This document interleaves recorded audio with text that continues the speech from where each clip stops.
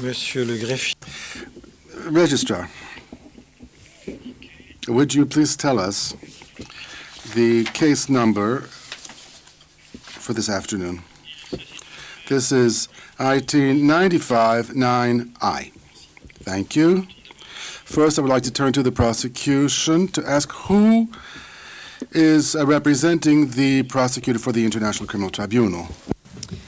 Yes, Mr. President, my name is Nancy Patterson, and I'm representing the prosecution. Merci. Je voudrais savoir qui. Thank you. I would like to know who are the defense representatives. Good afternoon, Your Honor. I'm Igor Pantelic, defense counsel on behalf of Mr. Simo Zarić, and I'm acting also with my colleague Boris Pisarevic, attorney at law and defense counsel too. And I hope personally that it's the last time that I'll appear in this case. So, thank you. Vous comptez ne plus jamais par. You are intending never to set foot in this tribunal again, is that right? Because, you know, we have some procedural Vous m'avez fait restrictions. peur. I see. You frightened me for a moment there. Frightened me, Mr. Pantelic. Really D'accord. Bien. happy to be there. Thank you. Bien sûr, je vous en remercie. Yes, thank you. I would like to turn to the accused now, and Mr. Pisarevic. But since Mr. Pantelic monopolized the defense, I was waiting for you now to tell us what your name and first name are, as well as what bar you are a member of. Yes, I am Borislav Pisarevic, attorney from Simić, member of the Bar Association of Republic Srpska. I would also like to request something of the president. I have a suggestion. That he is the one who plays a very important role in our proceedings, unless we're talking about a motion, which is really a preliminary motion. I want the accused to introduce himself. First, I did ask the prosecutor the question, and then to ask who you are. But first, I would ask the accused also to give his name and his identity. Do you agree? I agree. I agree with you. Bien. Alors, l'accusé va. We will ask the accused to stand, turning to the accused. State for the judges your name, your given names, the date and place of your birth, your profession, and your last domicile. Ja sam Simo Zarić. I am Simo Zarić, born 25 July 1948 in the village of Drnjak in the Odžak municipality in Bosnia and Herzegovina. I am an economist. I am retired, currently reside in Simić, Cara Dušana Street, number 62. Merci. Thank you. Whilst you are standing, who is your attorney? You have two attorneys in front of you. I would like to know, since Mr. Pantelic is already working in this case, which might give rise to a conflict of interest, who is the attorney who has been given to you? Do you understand my question? Yes, I'm going to be represented, if there are no problems with that, by the counsel Igor Pantelic and Mr. Pisarevic. And we will submit our defense team names to the registry during the day today. Thank you. You may be seated. Mr. Pantelic, let's be clear here. You are the defense counsel today under what auspices? We have some technical questions, as we saw in the previous cases, I mean the previous co-accused in this particular case, and we have filed yesterday our power of attorney, which was signed by Mr. Zarić since 1996, and this afternoon Mr. Zarić will make his own choice on the list of the defense counsels, the tribunal, and the registry will properly inform me about his decision. So, having in mind these previous experiences in the other cases, my distinguished colleague, Mr. Pisarević, and me, we are acting just here for this particular initial appearance of our client. Thank you.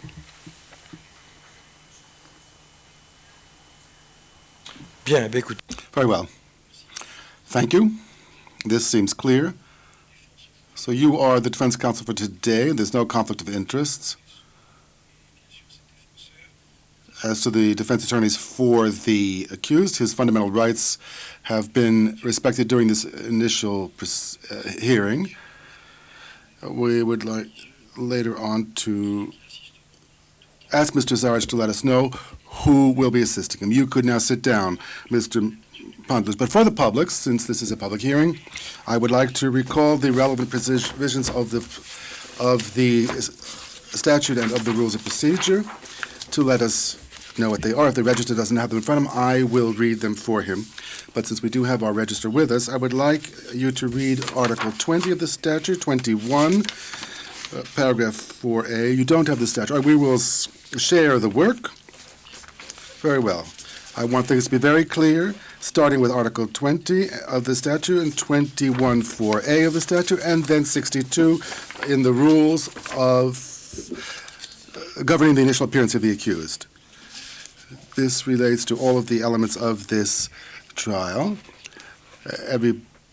We'll ask you to read them, even though some of these texts may be familiar to everybody. Article 20 of the statute. Commencement and conduct of trial proceedings. 1. The trial chambers shall ensure that a trial is fair and expeditious. Only paragraph 3, please. Paragraph 3. The trial chamber shall read the indictment, satisfy itself that the rights of the accused are respected, confirm that the accused understands the indictment, and instruct the accused to enter a plea. Now, 21-4A, please. 4A. All persons must be determined if any charge against the accused pursuant to the present statute, the accused shall be entitled to the following minimum guarantees in full equality. A, to be informed promptly and in detail, in a language which he understands, of the nature and cause of the charge against him. Well, these articles of the statute, which are founding statute, have now been read. Please don't be seated. We have not yet finished. Now let's look at the provisions of the rules which have been adopted by the judges of this tribunal. That Rule 62, the initial appearance of the accused, which is what this is. That is the initial hearing. Rule 62 of the rules, please. Initial appearance of the accused. Upon his transfer to the seat of the tribunal, the accused shall be brought before a trial chamber without delay and shall be formally charged. The trial chamber shall, 1, satisfy itself that the right of the accused to counsel is respected. 2, read or have the indictment read to the accused in a language he speaks and understands, and satisfy itself that the accused understands the indictment. 3, calls upon the accused to enter a plea of guilty or not guilty on each count. Should the accused fail to do so, enter a plea of not guilty on his behalf. 4, in case of a plea of not guilty, instruct the registrar to set a date for trial. 5, in case of a plea of guilty, instruct the registrar to set a date for the pre-sentencing hearing. 6, instruct the registrar to set such other dates as appropriate. Thank you, Mr. Register. Having done this, I would like to turn to the accused once again, ask him to rise. Please rise, Mr. Zarić. Was this indictment given to you at the time you were arrested? When were you arrested? Or how were you arrested? Did you surrender? Were you arrested? Could you please state it to us, please, very succinctly?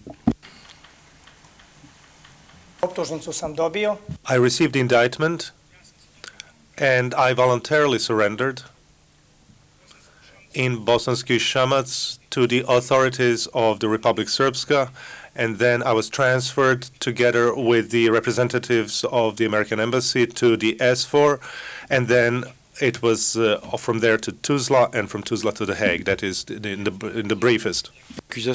Therefore, you were given the indictment at the time that you surrendered, and having said this, even though you have understood its context, and for things to be very clear, I'm going to ask you to be seated and ask the registrar to read the entire indictment as to its general provisions, and more specifically those that involve you.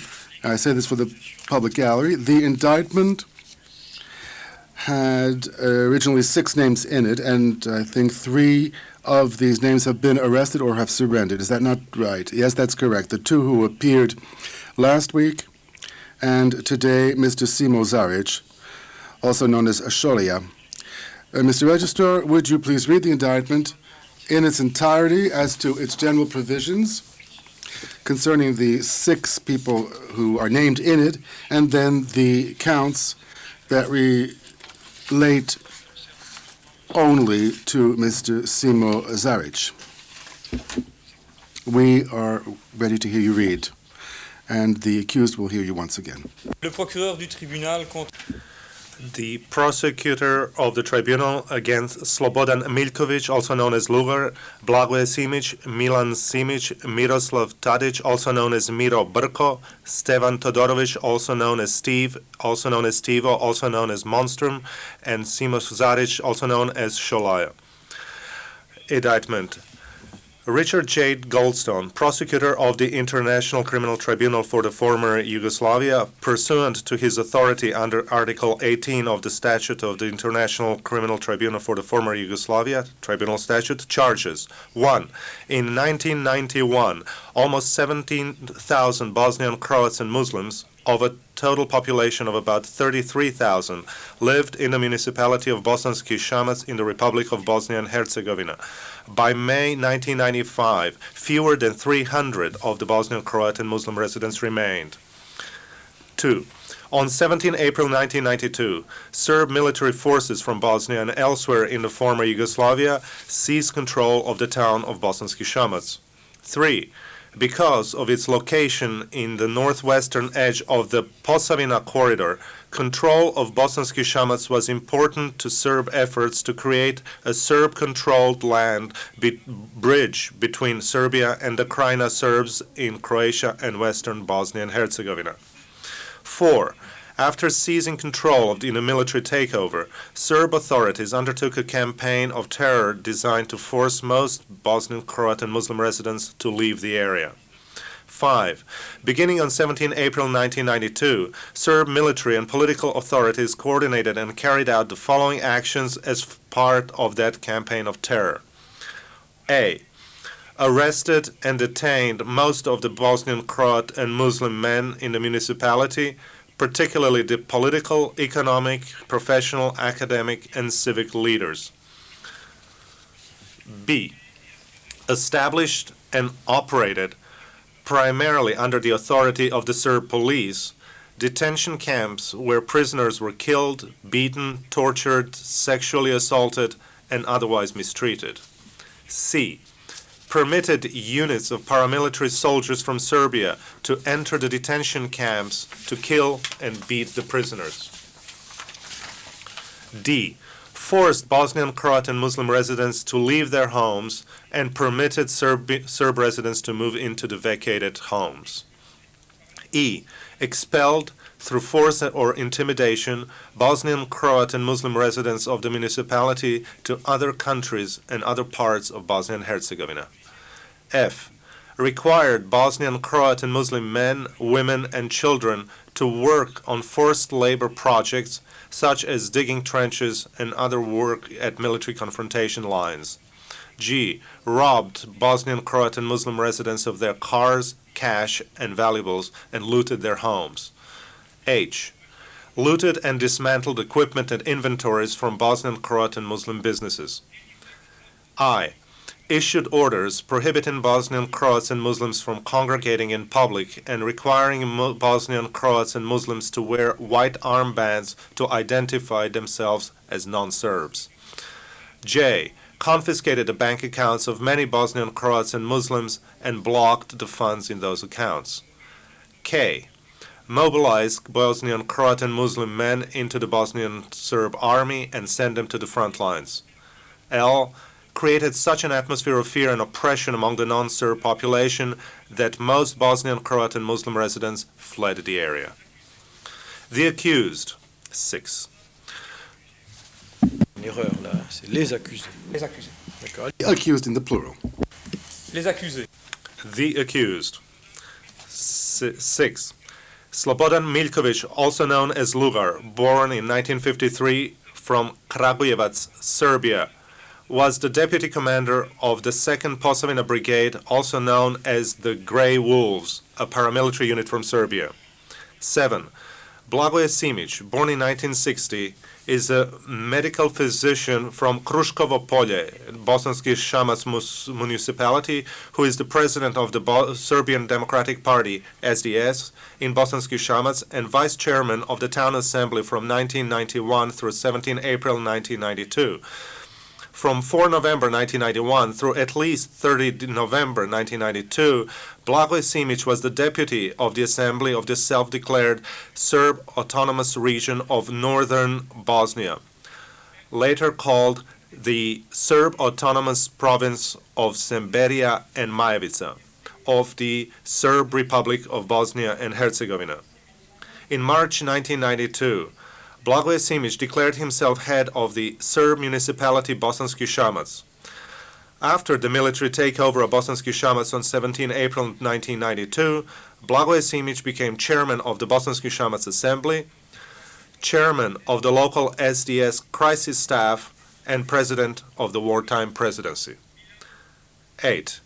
Milan Simić, born in 1958, a cousin of Blagoje Simić, trained as an economist, was a member of the 4th Detachment and after 17 April 1992 became chairman of the executive board of the Bosanski Šamac Assembly.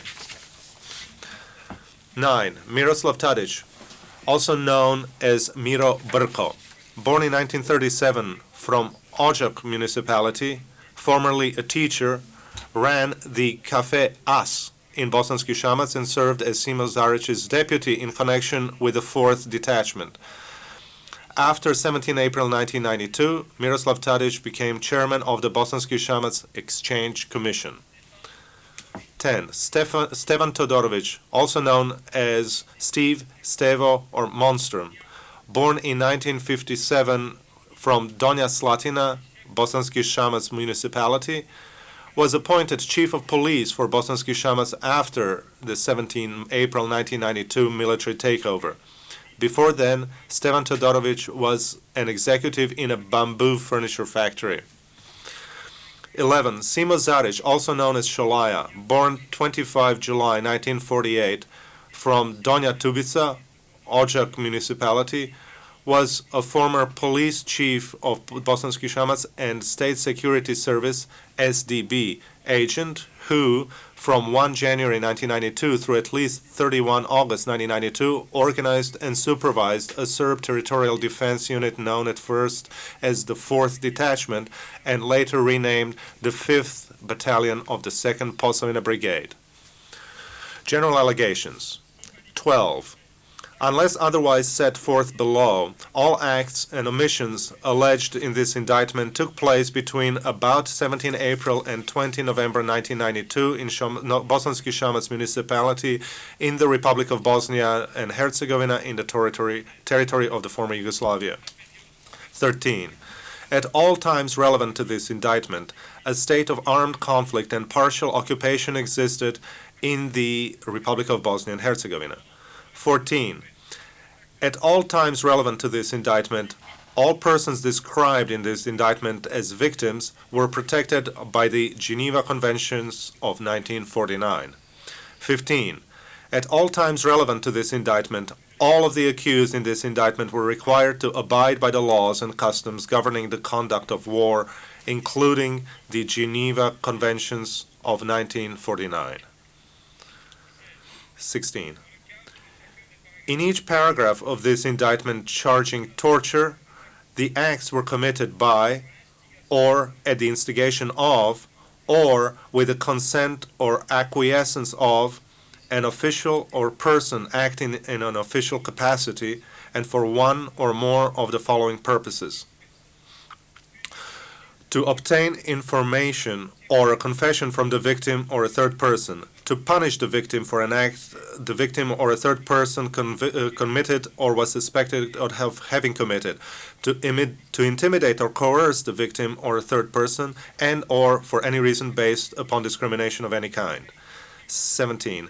All acts and omissions charged as crimes against humanity were part of a widespread, systematic, or large-scale attack against the Croat and Muslim residents of the municipality of Bosanski Samić. 18. Each of the accused is individually responsible for the crimes alleged against him in this indictment pursuant to Article 7L of the Tribunal Statute. Individual criminal liability includes committing, planning, initiating, ordering, or aiding and abetting in the planning, preparation, or execution of any crime referred to in Articles 2 to 5 of the Tribunal Statute. 19. Paragraphs 12 through 18 are realleged and reincorporated into each of the charges set forth below. Charges. Counts 1 and 2, deportation and transfer.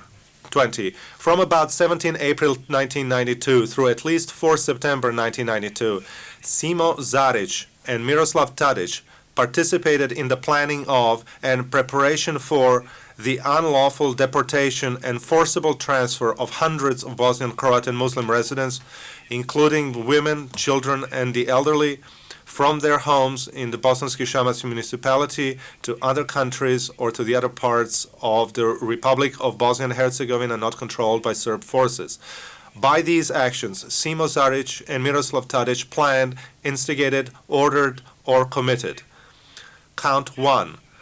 A grave breach of the Geneva Conventions of 1949, hereafter grave breach, recognized by Article 2G, unlawful deportation or transfer of the Tribunal Statute. Count 2, a crime against humanity recognized by Article 5D, deportation of the Tribunal Statute. Signed by Richard J. Goldstone, prosecutor. The indictment was confirmed on 21 July 1995 by Judge Vora. Zarić. Thank you, Register. Mr. Zarić, would you please rise?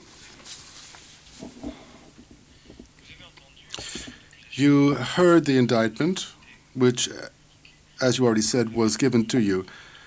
You heard it in your own language, and you understood its contents. Is that not right?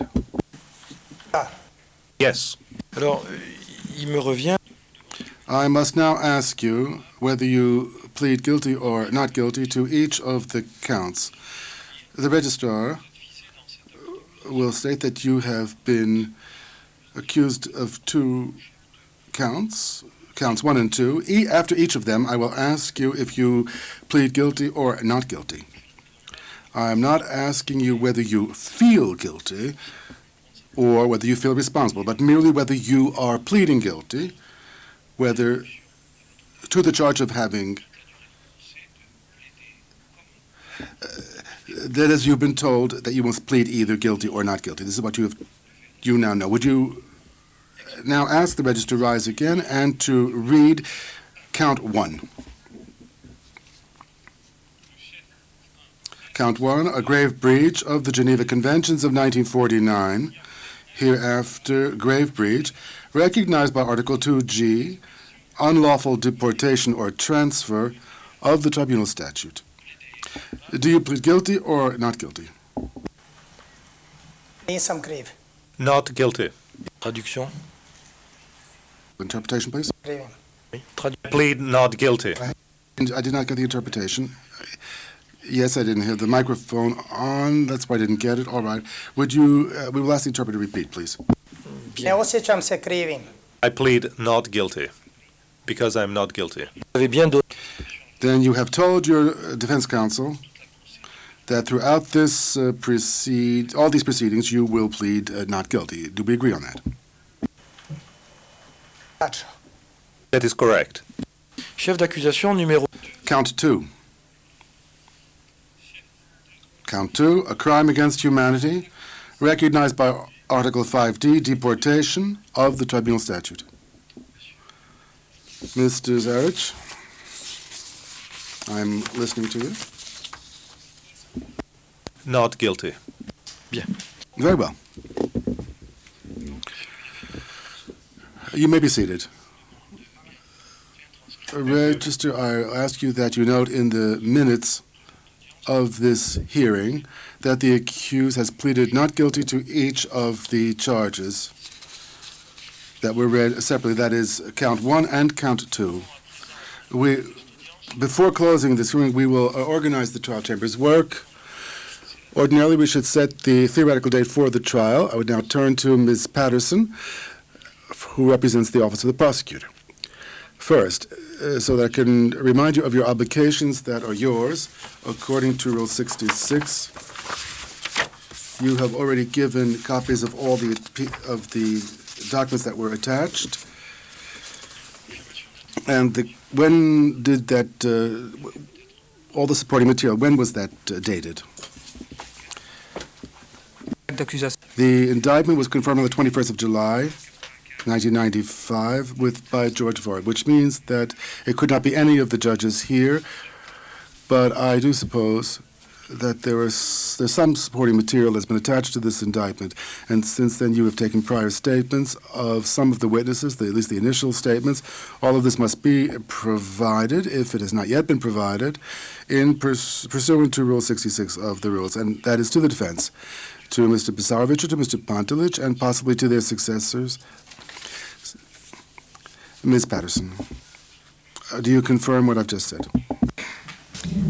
Yes, Mr. President. I have with me today in the court the confirmation material, which I'm prepared to give to Mr. Pisarovic, as long as we just confirm before I give it to him that the order that this court issued on 17 February 1998 concerning the confidentiality of the confirmation material as well as all subsequent discovery material applies to Mr. Zarić as well as to the other two defendants who we dealt with on the 17th, Mr. Simić and Mr. Tadić. Assuming that order of confidentiality also applies in this proceeding, I am prepared to turn over the confirmation material today. Bien, vous savez que nous devons... You know that starting from today, we should set the time period after which the 60 days will be counted, which will allow the defense possibly to file any preliminary motions it chooses to do. So, do you consider that starting from the date, as like from the date of the initial appearance, we can set the date, or have you not completed all of your disclosures? Mr. President, we're prepared to hand over all the material that supported the indictment at the time of confirmation. As to any other material that needs to be disclosed to the defense, we are prepared to do that according to the rules of procedure. All witness statements, for example, will be turned over prior to trial, but at this point in time we are prepared only to turn over the confirmation material. Oui, mais vous... Yes, but you know that the rules have changed on this point, and that from now on the 60-day period starts to run once the prosecutor has given to the defense all of the supporting material which is indicated in Rule 66A. As we say in my own language, it should not be a case of the serpent chasing its own tail. That is, running after you for things. You seem to have a rather broad conception of this, although I understand that we cannot set the 60-day starting point today, but we had this discussion last week at the initial appearance of the two co-accused, that is Mr. Simić and Mr. Tadić. I'm not asking you for a specific date right now, but I'd like to recall that the rule has changed. Before we would set the 60-day time period from the day of the initial appearance, but now it has changed. Do you think that in a relatively in a date that we're not too far away, you can stay to the trial team and say that yes, from this point on we can start counting the time period? What is your opinion on that? Mr. President, I believe that at the last appearance you set a date of 17 March for next appearance. I believe on that date I can probably give the court a relatively good idea of when we're prepared to turn over additional discovery material.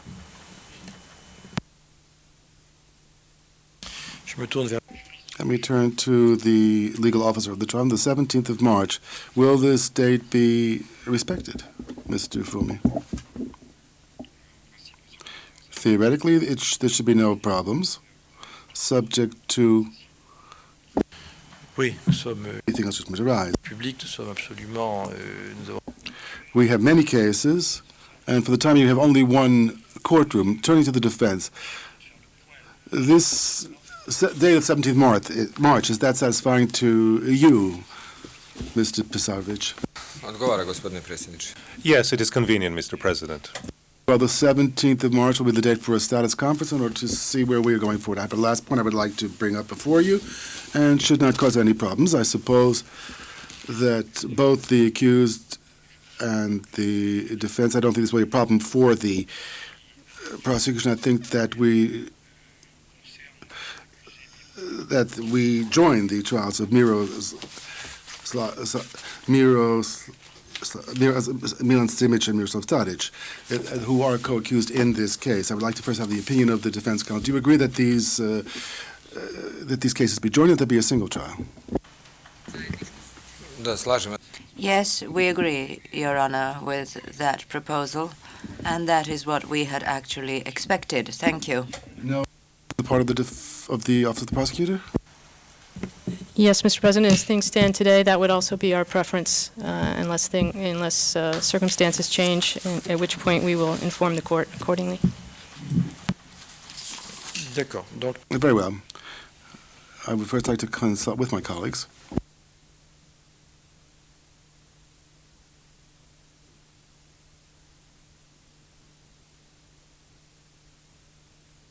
bien, mes collègues. Very well. My colleagues agree. Therefore, we will join the trials of Simić, Tadić, and Zarić. I think we have nothing else to say. However, I would like to turn to the accused so that he be given the last word in this initial hearing and ask whether there's any additional comments that he would like to make, how things are going on, what his detention conditions are like, if he has any statements to make, before we adjourn this hearing. Mr. Zarić, would you rise, please? Unless you have no statement to make, which is also your right. We are listening to you. I should just like to say a few words, if I may. My decision to come here voluntarily before the Hague Tribunal is based on two facts. First, that I feel that I am not guilty, that I am an innocent man. And secondly, because I have every confidence in the Hague Tribunal that it will fairly and impartially review the allegations contained in my indictment, and that it will enable my defense counsel, my attorneys, and myself to prove my innocence. All that I have done as a human being in the 50 years of my life will be verified in one way or another before this honorable trial chamber in the near future. The indictment, in the legal terminology used, is rather grave. But I think it can be easily challenged in the case of an honest and honorable man such as Simo Zarić is. All that I wanted to say is based in the first place on the fact that sooner or later this honorable trial chamber will have the final say. And rest assured that then, as today, you will have before you an honorable, proud, and honest man. If those are characteristics that should adorn human beings on this planet of ours, then I think that it will not be difficult for the prosecutors nor for you as judges to make your final ruling in my case. I just wish to tell the truth, and through the truth to achieve justice, and I hope you will assist me in doing that. Thank you very much. Thank you very much. The hearing will now be adjourned. If there are no other comments, allow the judges to leave the trial chamber first. First, I would like to turn to my colleagues, Judge Riyad, Judge Rodriguez. There are no other comments.